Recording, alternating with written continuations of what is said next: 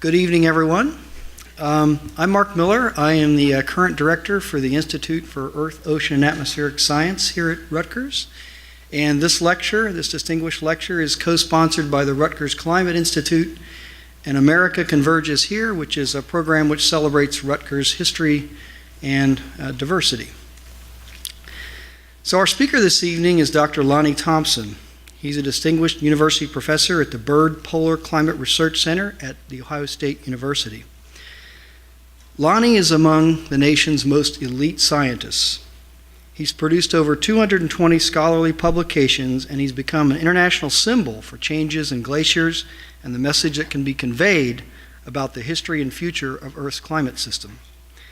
Among his very large and long list of awards are some of the most prestigious in science.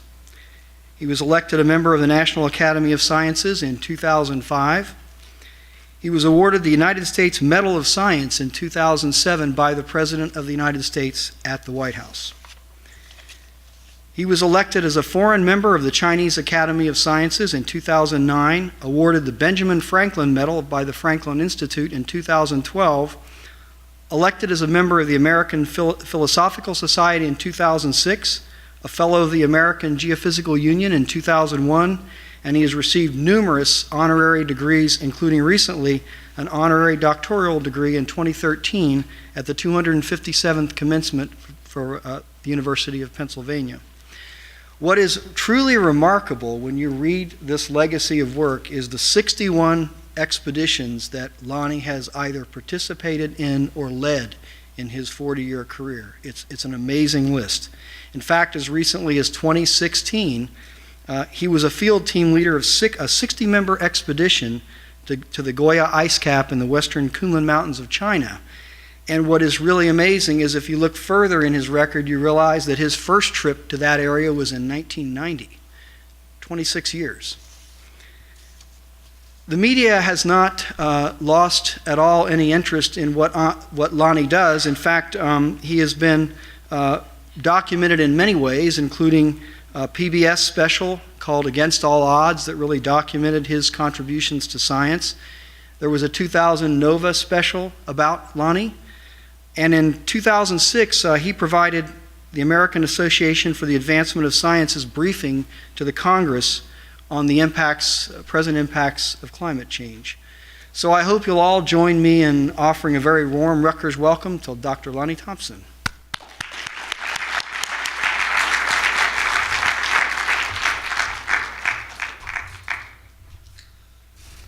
Thank you, Mark. It's my pleasure to have an opportunity to speak this afternoon.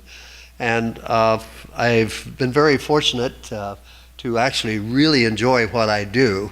And I think for the younger people, this is key. And if someone had told me when I was in graduate school that you could ever win the National Medal of Science looking at ice, I would have said that's not very, very likely. But I've been very fortunate over the years to have a good team of people, and it can't be done without a team, both at the university at Ohio State, but in 16 countries in which we've drilled and recovered records. I mean, it's really a global effort. So this is the current members of our team. And I want to point out Ellen Mosley Thompson. She has done a lot of work in Antarctica and Greenland. And when we were raising our daughter, the field work in the mountain regions are out of phase with Antarctica, so there was always a parent at home while she was growing up. So, major contributions over many years. So today I want to talk about the Earth's climate system, the fact that the Earth is warming, and that debate is actually over. The global climate change involves many changes, and it's not just temperature, and I'm sure you've heard about many of these: precipitation, sea level changes, ocean acidification, ecosystem changes, and melting glaciers. Weather and climate are very different, and then changes in the climate system are driven by both the natural and anthropogenic. We look at glaciers, and glaciers serve as recorders of climate change. If you go high enough or in a cold enough environment, every year the snowfall is preserved. and it can be recovered and give you a lot of different details of climate and also the forcing of climate through change. But glaciers are also an indicator of climate change because they respond to what's going on in their environment. I'll give some evidence for recent acceleration in the rate at which we're losing glaciers around the world. And finally, I want to turn to people. In the last few years, I've had fortunate to give a lecture to behavior analysts, 5,000 international behavior analysts who study us and why we do what we do. And to me, this is a much more complex question than climate change. But there were, in preparing for that, I looked at some of the earlier work that B.F. Skinner did, and he was very optimistic when he was young, in mental age, but by the time he had reached 80, he had become pessimistic about human beings acting in their own best interest. And there were a couple things that relate to climate change issues. And one is, one of the characteristics that we have is that immediate consequences outweigh delayed consequences. We're kind of here and now people. And secondly, consequences for the individual outweigh consequences to others. You might be concerned about sea level displacing people in Bangladesh, but you're more concerned when it's your house that gets displaced. And then finally, I want to talk a little bit about our options and our greatest challenges in the 21st century. So if we look at Earth's climate record, the temperature record, certainly the temperatures have been warming dramatically since we've been keeping records, going back to 1880, coming forward in time. And 2016 was the warmest year on record, followed by 2015, 2014, 2010, 2005. And every year we seem to be breaking new records. The climate of the last 40 years has been very unusual, in part because of the increase in frequency and intensity of extreme weather events. Everything from heat waves to prolonged droughts and fires and floods. And these are what the Intergovernmental Panel on Climate Change models predict, that these type of system responses to global climate change will become more frequent as we go forward in time. If you look at each successive decade, 10-year intervals has been warmer than the last, and you can really see the amplification of these temperature changes in the Arctic. And this is one of the characteristics of the ongoing changes. I like this diagram for showing the difference between climate and weather. I have a couple dogs, and if you ever take them out walking, they go from fire hydrant to candy wrapper, and while you're going down the street. And so in this cartoon, the walker is the climate. It's the long-term trends, and we generally look at the 30-year averages of the weather, and the dog is the weather. And probably Mark Twain said this best when he said that climate is what you expect, and weather is what you get. And so I was looking at temperature records in this part of the world, in Newark, and the 30-year average temperature should be about 1.5 degrees C. This February, this is for the month of February, and this February it's been 4.6 degrees C in this region.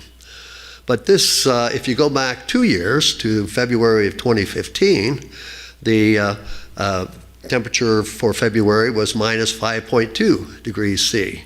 And this is the variability that exists in weather. And if you look at 2015 globally, you can see that over eastern part of the US and eastern Canada, it was extremely cold, but February for 2015 was the second warmest February ever recorded for the planet. So there's a lot of spatial variability that takes place. So where is the heat going? Most of it is going into the oceans, 93.4%, and a very small amount is actually going to heating the atmosphere and the land surfaces and melting glaciers. In the past, when we've had these El Nino events, the periodic heating of the equatorial Pacific has been very effective in transferring heat from the oceans to the atmosphere, and you can see that in the long-term temperature records. The decadal trends, strong ocean warmings, these go back to 1955. They come forward in time and they show the depth at which the heat is being transferred into the oceans as you come to this period from 2005 to 2011. So a lot of heat is being stored into archives on the planet. And of course, if you look at what's happened to sea ice since we've had satellite observations, this is for the end of September each year, and 2012 was the lowest sea ice recorded. But it's kind of interesting when you look at the details from month to month. This is only September.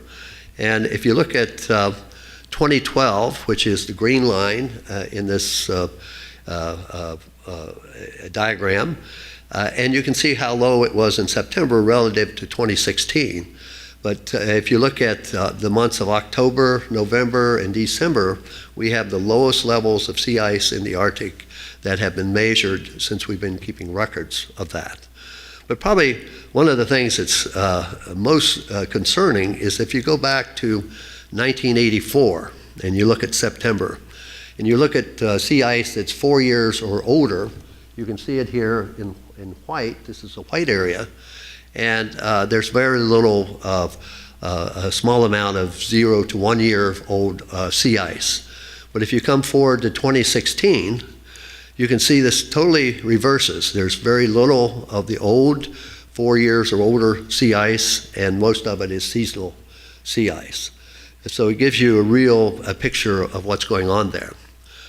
Then there are hidden impacts. I talked to a number of graduate students today and who are looking at the water that's stored on the surface and going into the glaciers in Greenland.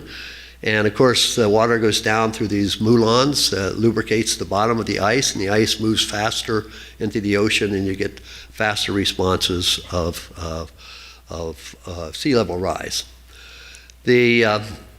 But if you look in the longer term, we've had many natural mechanisms that are working right now, impacting the climate system.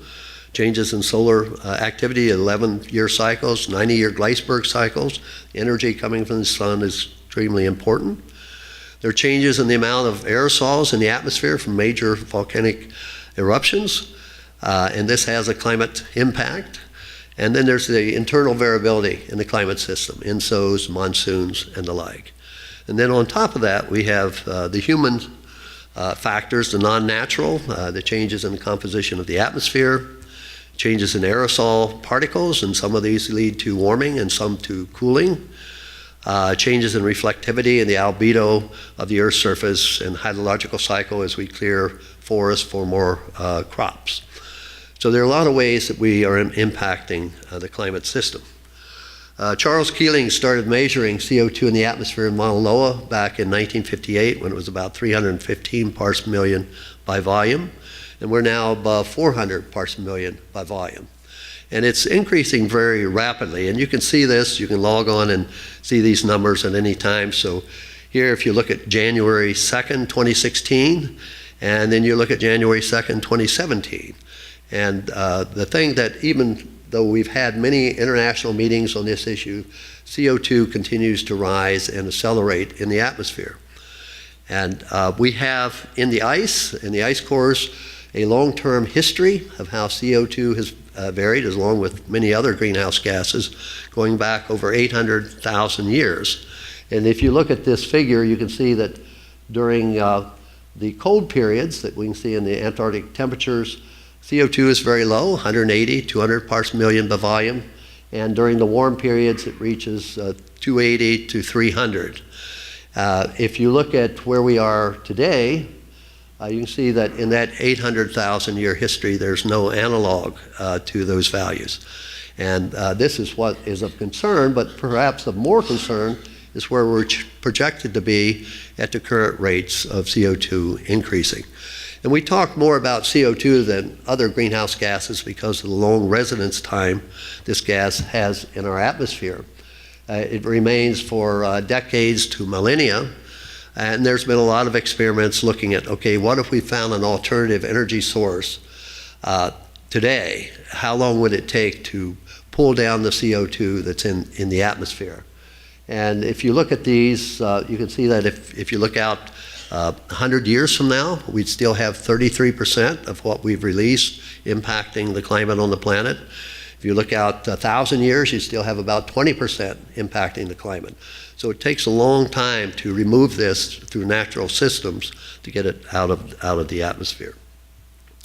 So these are the concerns, and it's interesting to look at the geologic record and see how far back do you have to go to find 400 parts per million by volume of CO2 in the atmosphere. And you have to go back to the Pliocene, that's about 3 million years ago.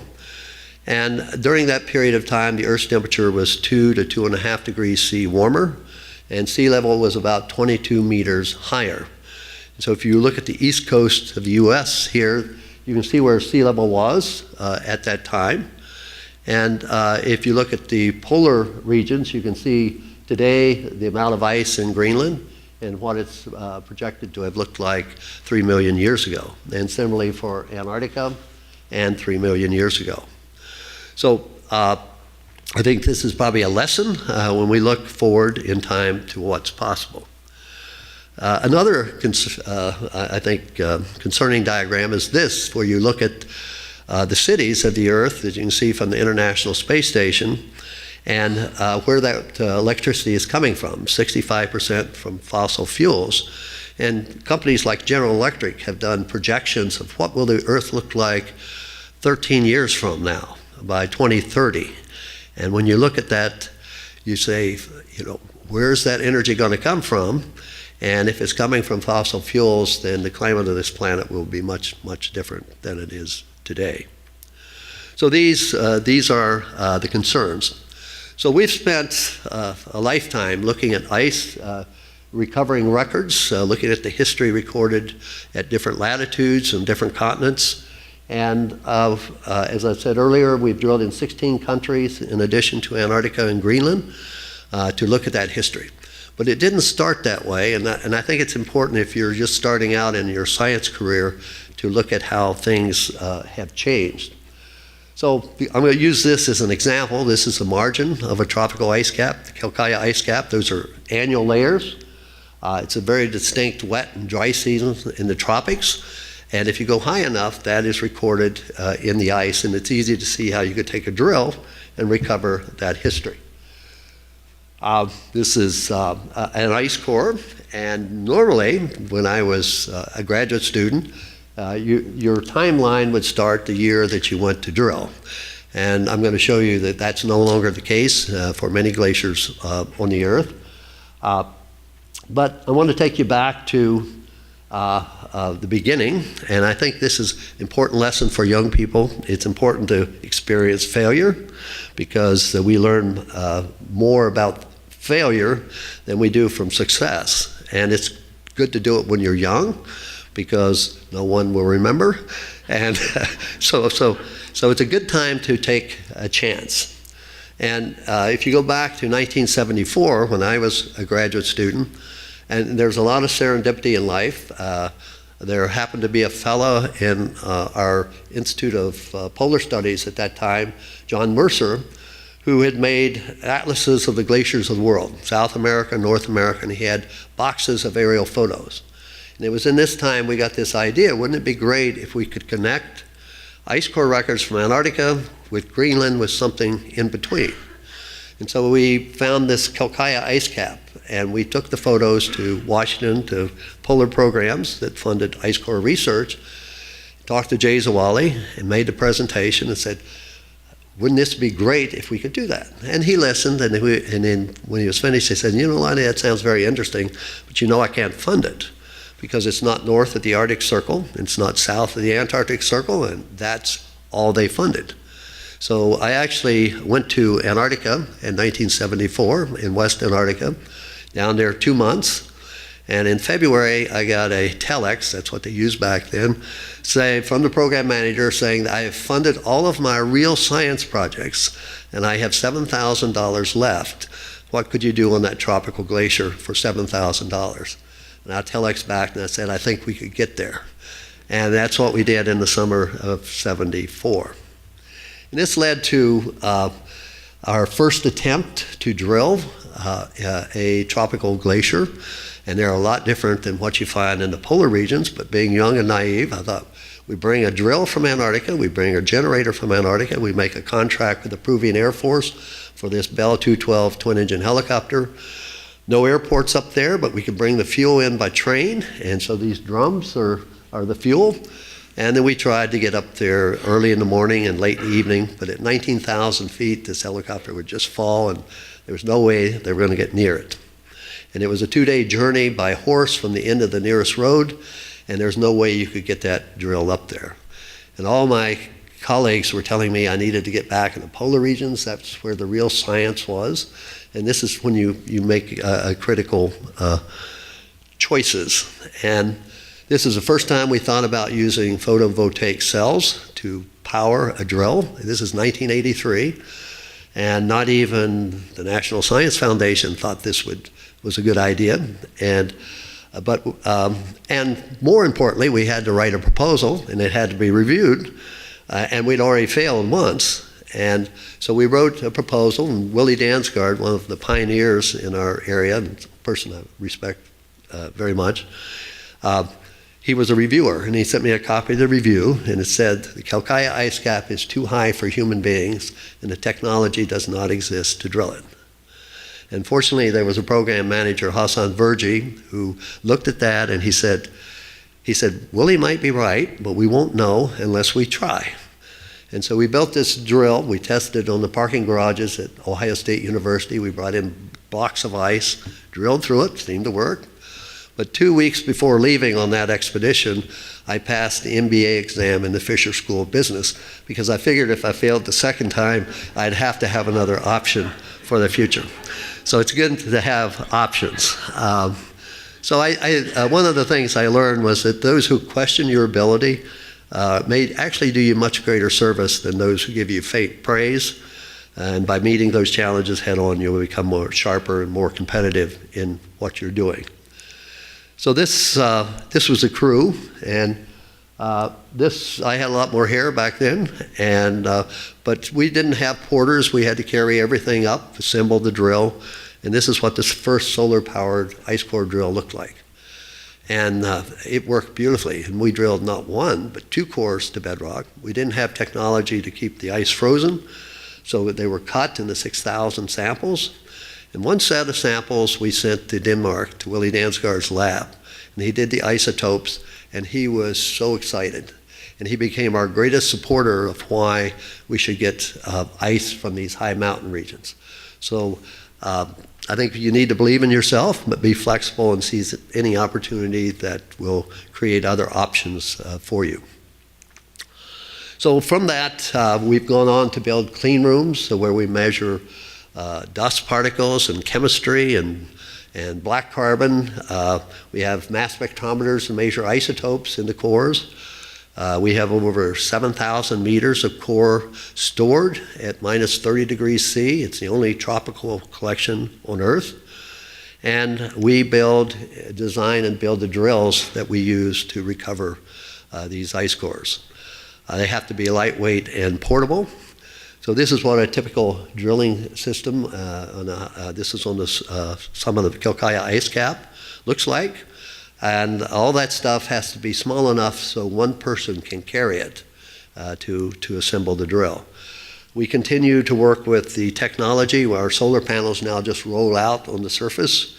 But we designed generators, diesel generators that will run at 20,000 feet in a very cold environment for providing power on some sites where we drill.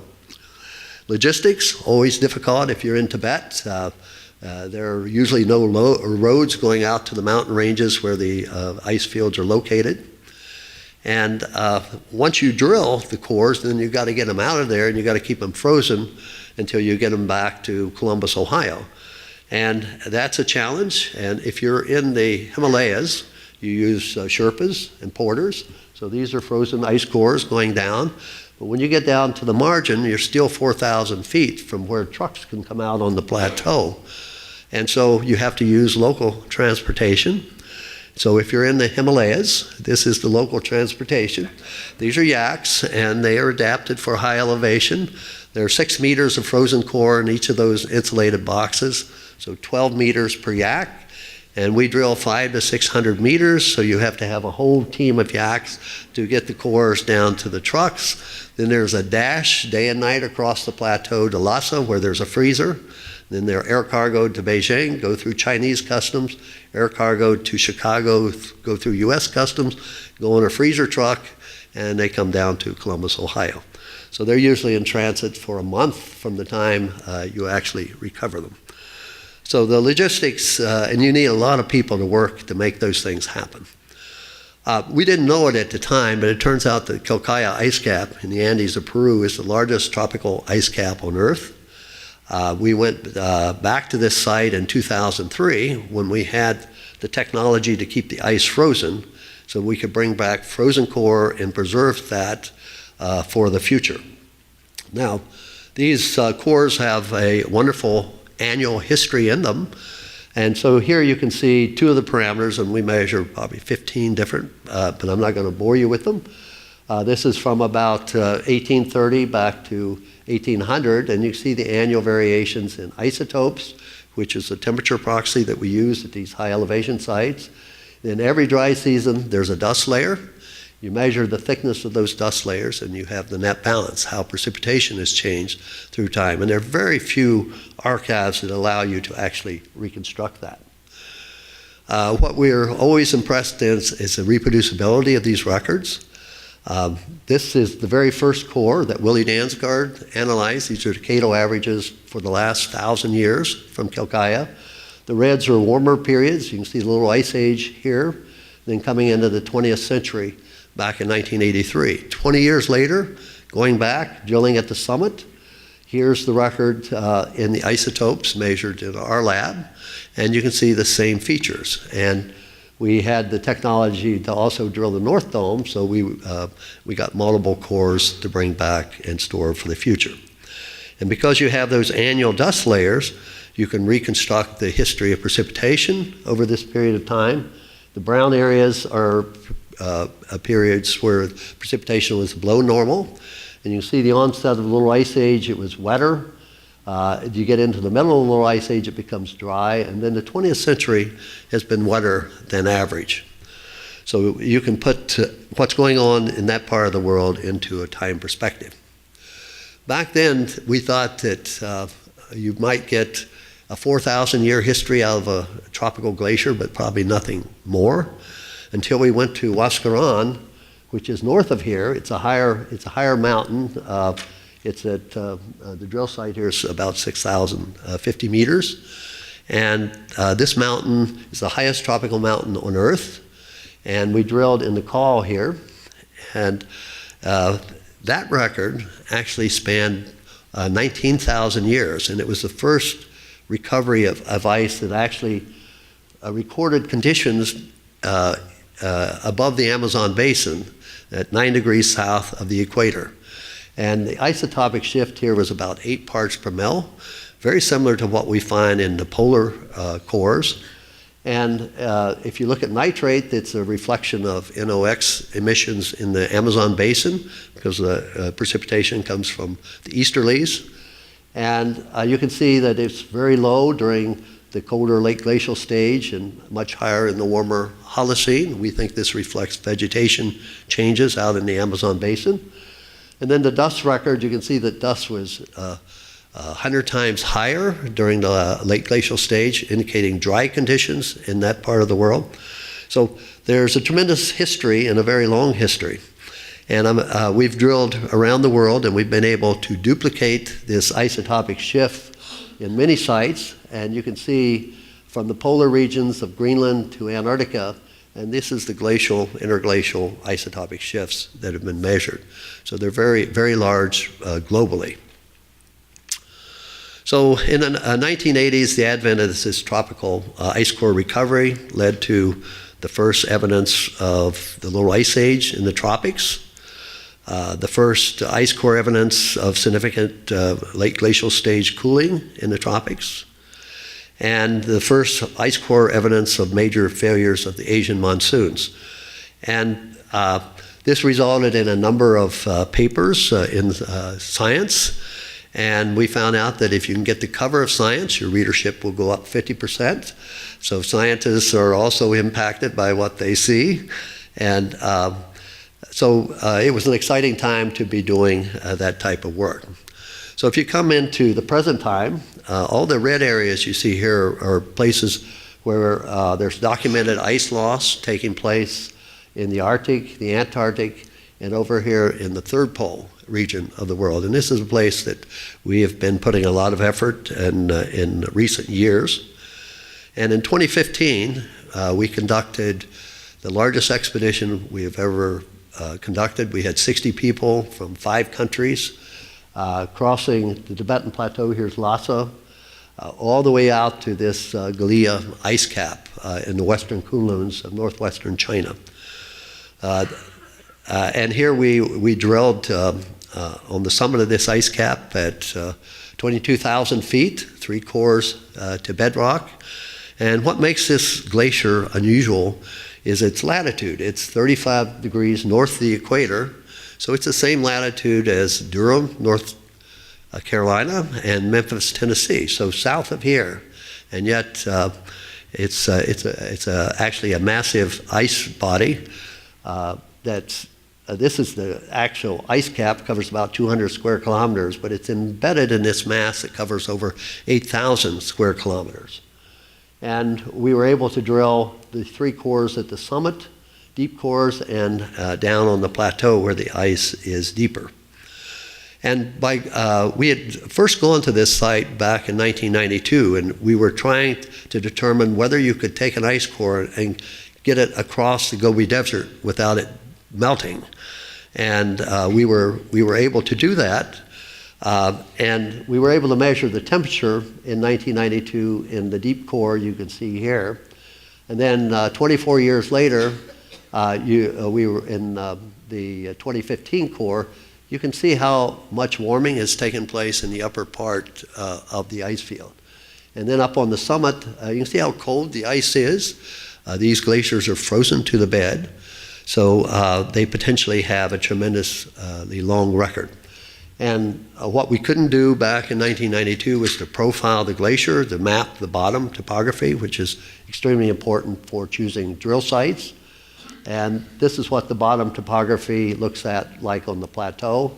So here's the drill site, and you can see where the cores were drilled relative to the surface and the bottom. So they're very deep cores for a mountain glacier. And one of the things we're looking at here is the fact that when you talk about how old ice is, there are really 3 big drivers. One is how thick the ice is. That's very important for the time resolution in the cores. What's the annual net balance? And this is a very important amount of years you can get in a meter of ice. And it's very dry in this part of Tibet. There's deserts out, so the accumulation is very low. But most importantly is this temperature at the ice bedrock contact. The physics of ice would argue that if it's frozen to the bed, time cannot be removed. The only way you remove time is to melt it. And so the question is, how old is the ice? And right now there's a big effort to find out, to recover the oldest ice on Earth. Most people feel that it'll come from Antarctica, but that may not be the case, because if you look at a profile of the bottom of East Antarctica, where the ice is over 200 meters thick, these are lakes. There are over 435 lakes. There's a river system under there, which means it's so thick, and the geothermal heat coming up, you're at the pressure melting point, and time is being removed. So it remains to be seen where that ice will actually be preserved. But in the Tibetan region, these are places that, with our Chinese colleagues, that we now have cores. And if you look at these cores, from all sites except Glacier, the records are mainly Holocene records. You can see the enrichment taking place in all across the plateau. But the Glacier record has the whole last glacial cycle preserved in ice at 35 degrees north of the equator. And we published this record and compared it with the polar regions. And so this is the Glacier record here, the last glacial cycle, 130,000 years. But we didn't publish the lower 45 meters of the core because of the concerns about the dating. And back in 1992, there was only one method for dating the core, and that was to measure chlorine-36, which was done at the ETH facility in Switzerland. And these are the chlorine-36 measurements here. And at the bottom of this core, it was chlorine-36 dead. Chlorine-36 has a half-life of 300,000 years, which would argue that the ice has to be over 750,000 years in age.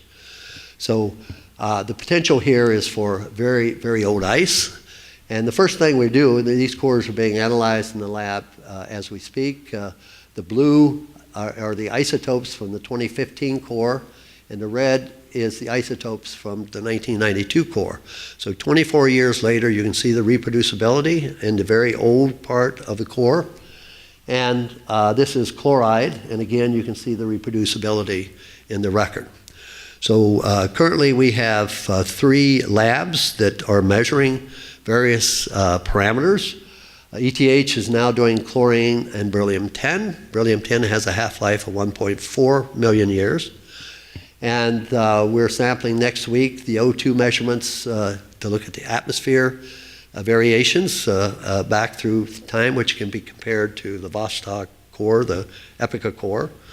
And then Michael Bender is working on doing argon 40, argon 38 measurements.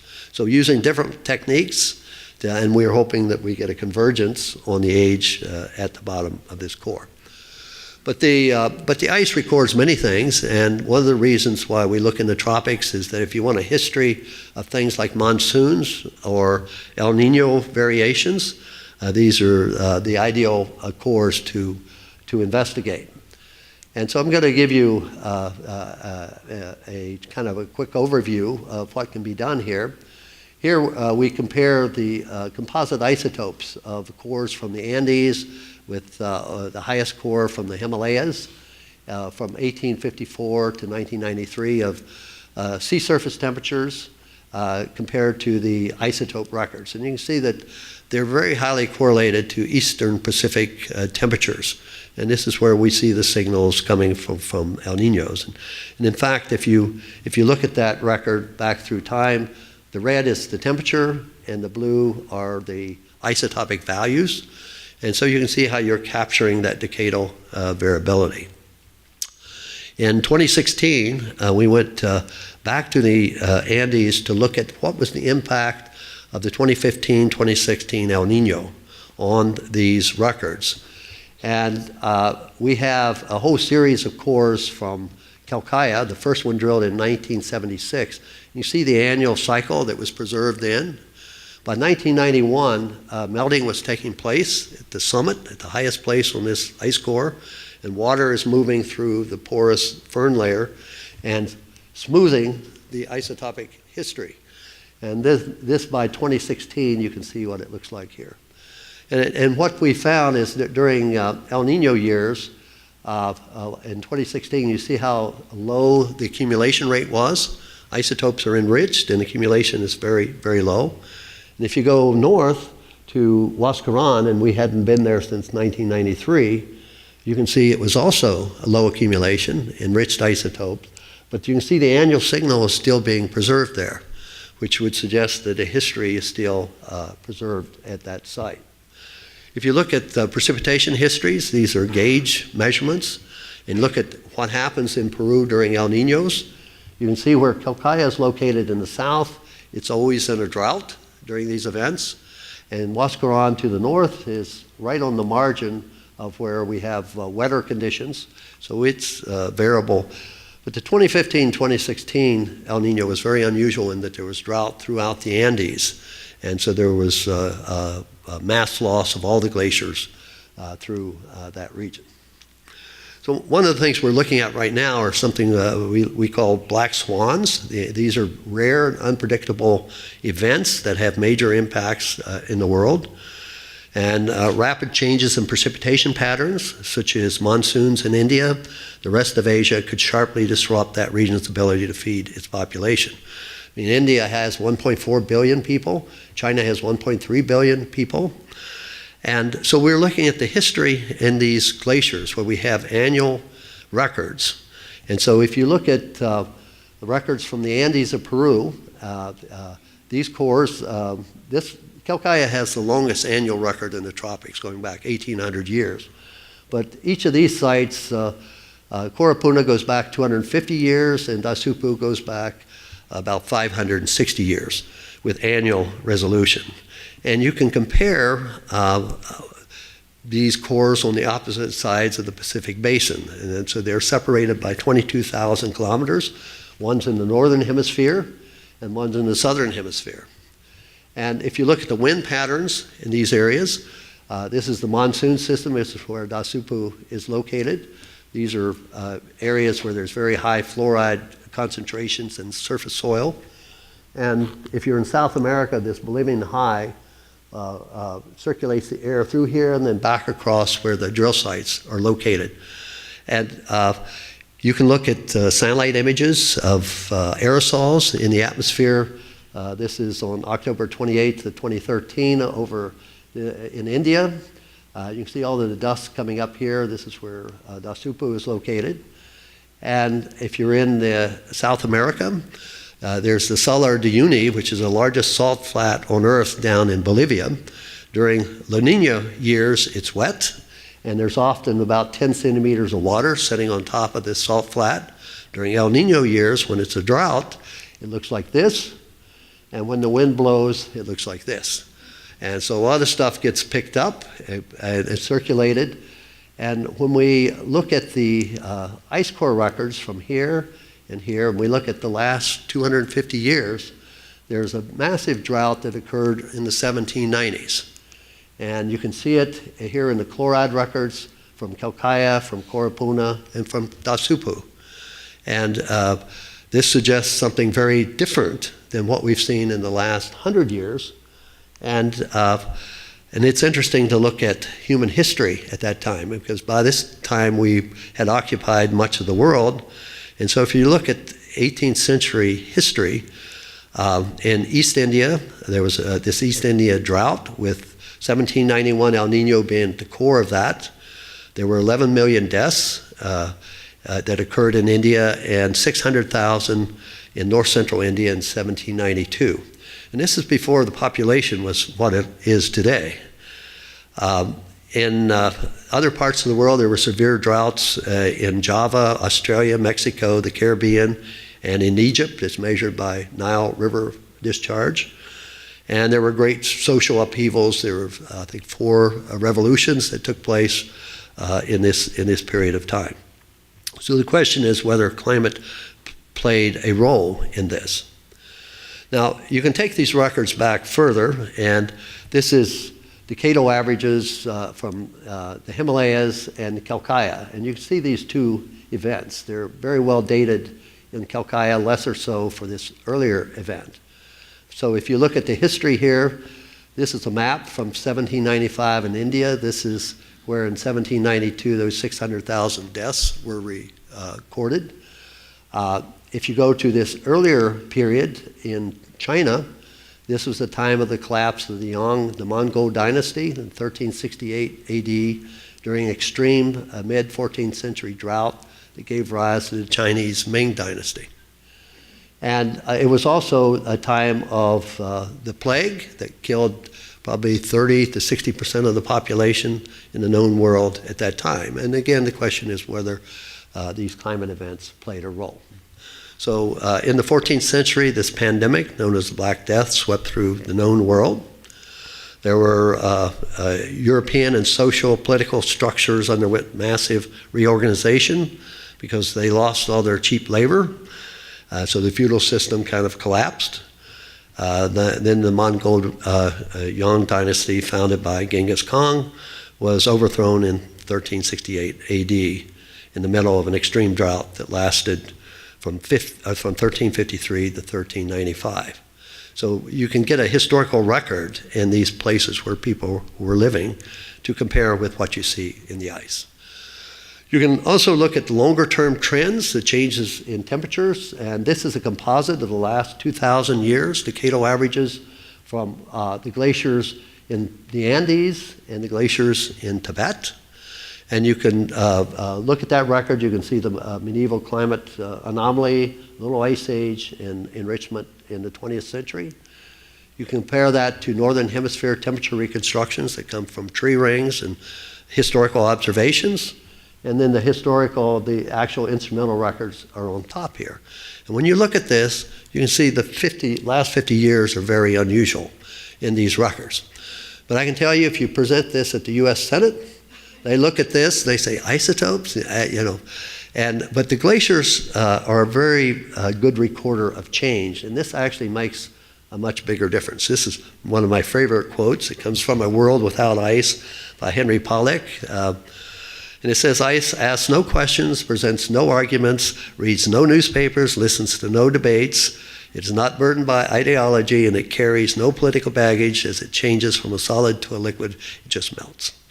And so this is much harder evidence to argue with. It's hard to find old photos in the mountain regions in the tropics. We found this photo taken, it was on a glass plate, taken by Chambi back in 1935. And then we went to the same place in 2006 to find this rock. And this is what the glaciers looked like in 2006. And you can overlap these, and you can see where the ice was in 1935, the gray areas that you see here. And you can see where the ice is today, the brighter areas. And you can actually see that not only is the area changing, but they're thinning from the top down. And so you can actually document those changes.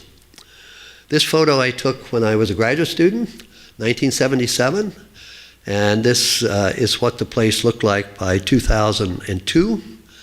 And so you get the take-home message that you're losing the history that's in the ice, but you're also losing a very valuable water resource for the people who live here.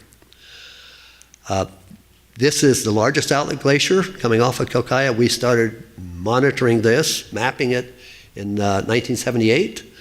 And this is going to morph into 2011 so that you can see how this has changed over that period of time.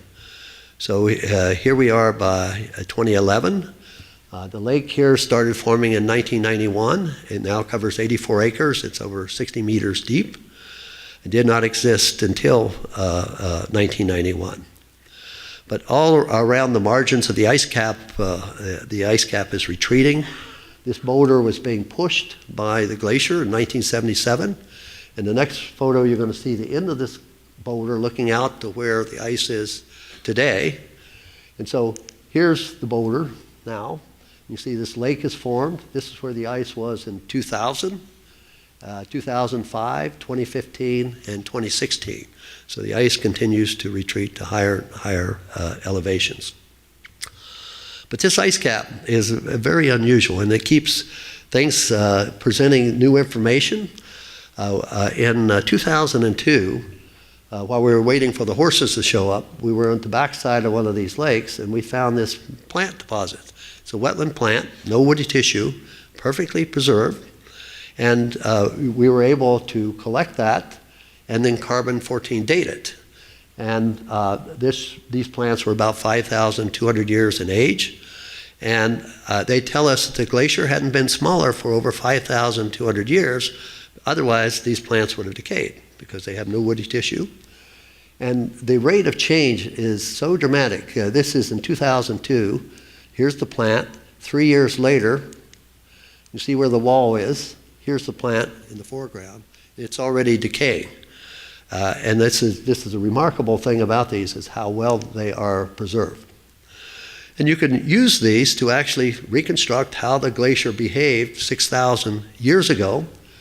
In 1984, there was no lake here, but the old plants we collected here dated about 4,700 years. By 2011, an island had appeared here, and there were plants on that island. those plants were 6,300 years in age. So if you go back 6,000 years, it took 1,600 years for the ice to move from here to capture the plants on the other side. This retreat has taken place in the last 25 years. So it gives you an idea of the rate of change. And of course, this is happening around the world. If you go to the Himalayas, again, very hard to find old pictures, but here's 1921, and you see these mountain peaks, and you see the same place in 2009. Kilimanjaro in Africa. Anyone here been to Kilimanjaro? This is a spectacular tropical mountain, highest mountain in Africa. These are the glaciers. This was the northern ice field. This was in 2003, Furtwanger, the southern ice field. We drilled these back in 2000, and we've been looking at the photographs. The very first photograph that we could find was taken in 1912. These are glaciers coming down from the mountain. This comes up to 2006. First map was made in 1912, and that's the outer layers that you see here for the glaciers. And we've been mapping it regularly ever since we drilled there in 2000. So since 2012, we had lost 88.3% of the ice on the mountain, the area of the ice. And from the time we drilled in 2000 to 2013, we had lost 40% of the ice that was there in 2000. And it's more telling to look at how these glaciers are changing vertically. When we drilled Furtwanger, we put a stake all the way to bedrock. And that stake has been measured since we drilled there in 2000. And this is the thinning from the top down. It averages about a half a meter a year. Until 2013, the stake came out. And the ice that was there in 2000, you can no longer recover that history. And so we've lost 2 of the 6 drill sites over that 13-year period. This is what Furtwanger looked like in 1999 when we first visited the mountain. This is what it looked like in 2015. And you can see how it's broken up and more of the dark surface gets exposed and it accelerates the loss of the ice. The last place I want to take you is to New Guinea, to Papua Indonesia. Most people don't know there's a glacier out there, and there won't be for much longer. The oldest photos we could find there were made in 1936. So these are the ice fields. Then by 2001, you can see how they have broken up. And with satellite images, you can look at how much ice was there. These are Landsat 5 images. This was in 1989. So the blue areas are the glaciers. 20 years later, in 2009, you can see how much ice has disappeared. When we drilled there in 2010, this is what the glacier looked like. And this was really a salvage mission to get what might be recorded in the ice. We drilled 2 cores to bedrock here and then 1 from this dome. And in 2010, the glacier was about 32 meters thick. But what's amazing is what's happened since 2010. And so I'm going to show you, and you can watch in the last 6 years what's happened to this glacier. So here we are in 2010, and you want to look at this area here and watch these holes develop. And it's going to go to 2012, 2014 to 2016. And so you can watch what's happening to this glacier as you go forward in time over this very short period of time. And you can see how narrow this band of ice is getting. And by September of 2016, you can see it's separated into 2 glaciers. And the latest photo we have was taken on November 23rd, 2016 by one of my former PhD students. And you can see what it looked like in 2010 and what it looked like 6 years later. We estimate this glacier will disappear in the next 3 to 5 years at the current rate of ice loss. I'm going to bring you up to this year over in western Tibet. This is the ice field that we drilled in 2015. But a remarkable thing happened in the mountains just to the south here at 170 kilometers. This is the Arku Glacier and a lake here. And on July 17th of 2016, this glacier collapsed. And the ice moved out across the plain. It killed 9 Tibetan shepherds that were camped out there. And this eyewitness reports say this ice moved out here in 4 to 5 minutes, 6 kilometers. And we don't know of any place where ice has behaved in this manner. This is what the flow looks like. It was 17 million cubic meters of ice. Here's a person for scale when it went out across the plain. But what makes it really unusual is that 2 months later, in September 21st, the glacier just to the south of here also collapsed. It was 100 million cubic meters of ice. So the question is, what's causing this? These glaciers have been polar. They're frozen to the bed. And we think one of the possibilities that they're going from being polar glaciers to temperate glaciers as the temperatures warm. And we looked at the nearest weather station, which is 290 kilometers to the southwest. And you can see temperatures have risen 1.5 degrees C in the last 5 decades. And if you look at the isotopes from the Glacier ice cap just to the north, you can see this enrichment taking place. But the beauty of the ice is it can give you a perspective. So if you look at the most recent period from 1940 to 2015 and project that back, these are 50-year averages, you see we're not even close to any other 50-year period over the last 1,000 years. So there's certainly a lot of evidence that this area is warming. What we think may be driving the loss of these glaciers is that if you look at the Intergovernmental Panel on Climate Change projections for temperature rise, that 3 degrees C is at the surface. If you get up to where these glaciers are located, you can see the projected warming is about 6 degrees C. So we believe they may be responding to that. So globally, we're losing ice around the world. This shows the loss of ice on all the continents. This is the total glacier decline, which has been about 2,300 cubic miles of ice, which is equivalent to about 27 millimeters of sea level rise globally. So tremendous changes, and then these are monitored. These are from 1870 to 1924, sea level was rising about 0.8 millimeters per year. In the most recent period here, 3.1 millimeters per year.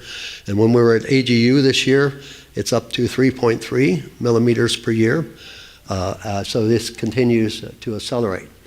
It's interesting to look at what the impacts of 1 meter of sea level rise would be globally. And this is on the low end of projections now for 2100. So all the red areas here are places that would be under the ocean.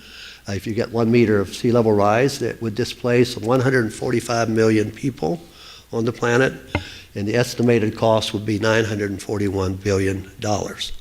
So these are really significant changes. So you can argue that there's a perfect storm brewing, and the ingredients are this 1,000+ year residence time of CO2 in the atmosphere. The climate system has inertia. It'll be another 20 to 30 years before we see the full impacts of what has already happened. There's positive amplifying feedbacks in the system. When you melt the ice, you absorb more radiation and temperatures go higher. And there's a fossil fuel addiction globally on the Earth. And you can talk about a alternative future with more renewable energies, cleaner air and water, enhanced economic development, and better jobs. But I can tell you that what people respond to are here and now. And if you just look in the U.S. in the year 2016, the events that have occurred.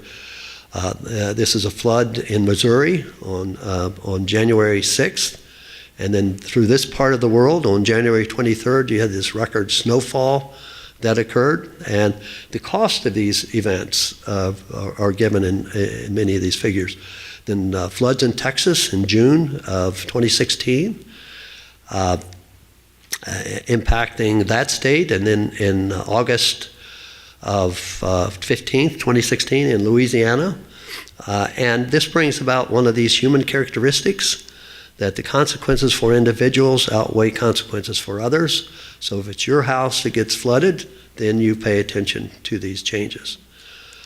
Then there was Hurricane Matthew come up the East Coast and the cost associated with that.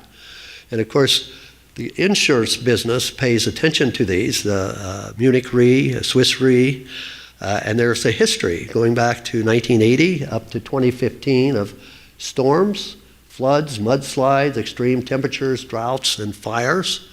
And if you look at the cost, over the last 10 years, the weather-related losses have averaged $155 billion a year, of which $40 billion was covered by insurance. That means that taxpayers and residents pick up that difference. And so these are huge costs, but they bring another human characteristic, and that is immediate consequences outweigh delayed consequences. And I think when the cost of climate change becomes so apparent to so many people, then we start to pay attention to that. And so these are things that I think are changing our perspective on this subject. And then, of course, if you look at tropical diseases, they're spreading to higher elevations and higher latitudes. And you can look at the Zika virus here. When this diagram was made, it wasn't yet in Florida, and now it's in Texas. And as the temperatures warm, these organisms respond to those temperature changes. So I want to close on a positive note. There's a lot of things happening, very important changes in conservation, increased efficiencies, four-cylinder and hybrid cars, electric cars, Tesla, Google, Apple, they're all working on this technology. Renewable energies, everything from fuel cells to even zero-emission coal-burning power plants, solar, geothermal, ethanol, and wind power. Mass transit to light rail systems, housing designs toward more compact cities so you don't have to use as much energy, nanotechnology, LED technology. And the important thing is that when these things get implemented, and I'm from Ohio State University, it's one of the largest public universities in the US. And at Ohio State, we have over 70 student organizations looking at sustainability. And so we now have 19 gold, silver, and LED certified buildings. Wind energy now meets 21% of the main campus energy needs. We have geothermal wells that power some of the resident halls on campus. We have zero waste management for a big football stadium. The Zanger bike sharing program, electric vehicle charging stations, and Mirror Lake, which is not unlike the lake you have here, has now just switched from potable water to well water. So there are a lot of things that can be done and are being done at the local level. So if I'm asked what are the greatest challenges we face in the 21st century, I think it's learning how to get along with each other on this planet. That's something that's been with us for a very long time and something that we seem to be going in the wrong direction in right now. But also learning how to get along with our planet and to preserve the lifestyle that we know and love, and it's a great planet to live on. And the important thing about these are these two challenges deal with human behavior, and therefore they're very closely related. And so interdisciplinary research, understanding what drives us, becomes a very important part of this. So finally, if we've learned anything from our international space programs, it's how unique this planet is to life forms as we know them. But we also know when it comes to global climate change, nature is the timekeeper here, and we don't really have a clock, but we have a lot of evidence that that time is passing and the system is changing. So we don't know how long we have to deal with these issues. But I think at the end of the day, we will deal with them because we have no other choice. So thank you very much for your attention.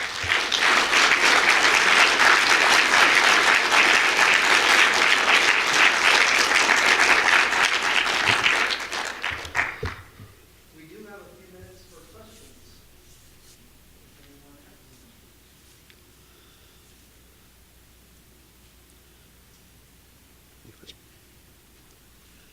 We should all thank you for your service, and I know you've contributed to some Vatican reports, And I have a friend in Piscataway who is the head of a group for 804 people that have had heart replacements. He couldn't come tonight. He would love to have seen you and talk to you about your experience. Can you relate some of that to the people? Yeah, I think I had a heart transplant 4.5 years ago. And it taught me a lot about human behavior, because when I was told that I had congestive heart failure and that I was on a threshold and I was going to drop to another threshold if I was lucky, but in my future I had one choice and one choice only, and that was to get a heart transplant. And another doctor had told me 20 years earlier that I had exercise-induced asthma, and he had told me that the beauty of this is there was medicines for this, and there was nothing in the world you couldn't do if you had the right medicine. So I chose to believe the asthma doctor because, and I fought this cardiologist for 2 years, running expeditions to New Guinea and over in the Alps. But one day in the Alps, I just couldn't walk from the tent to the drill site. And I got back and ended up in the Ross Heart Hospital, and initially got a turbine put in my old heart. And so I ran on a computer and an electric system for 6 months, and gives you a whole different view of a persistent power supply, because if it stops, it stops. And but that bought the time to get a transplant, to find a good match. And then I went in 2012, was in the hospital 2 weeks to get a transplant. And then this drilling over in China in the Western Kowloons at 22,000 feet, that's a world record for a heart transplant patient. But part of this, we now have in this country 2,500 heart transplants every year, and most of these people retire or they can't get a job because of this condition. And so one of the messages are to my fellow heart transplant patients and the rest of the world is that, yeah, you had a problem, but you took care of it. And when it's taken care of, you can live a normal life. And so, yeah, I think, but what it also showed me when it comes to climate change, it didn't really matter what I believed or what anybody believes. It is only what is that we deal with. And climate change is a matter of chemistry and physics, and it's what is that will determine the future. So yeah, it was, I wouldn't want to do it again, but I learned so much from that experience. Yeah. Okay.